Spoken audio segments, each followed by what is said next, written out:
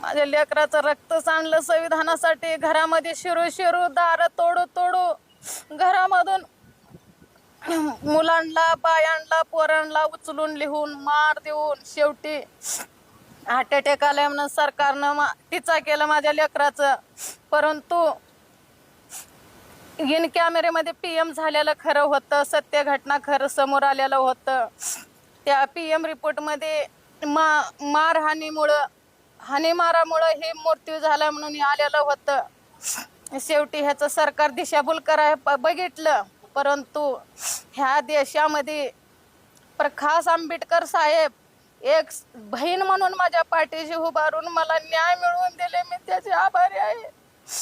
असं माझ्यावर येळ आली ना, असं कुणावर येळ यायला नकोय. आज माझा वकील होणारा मुलगा होता. माझ्या मुलाला याने मारहाण करून 4 दिवस कोठडीमध्ये बंद करून ठेवून माझ्या लेकराला हाड तुटजेपर्यंत बेदम मारून माझ्या लेकराचं पोलिसांनी खून केले. एवढं खून करून शेवटी माझ्या लेकराला म्हणले हार्ट अटॅक आल्यामुळे माझ्या लेकराला कलंक लावले.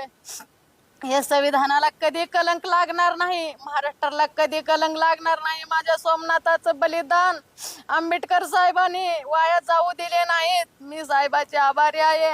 आज पुढे कुणाहीच लेकराला अशी वेळ येऊ नये, कुण्या आई वडिलावर येळ येऊ नये, कुण्या लेकरावर अन्याय होऊ नये म्हणून माझं हे मागणी आहे. मला कोर्टानं हे निकाल दिला. हे कोर्टानं चांगलं केलं. हे मला निकाल दिलं माझ्या लेकरासाठी.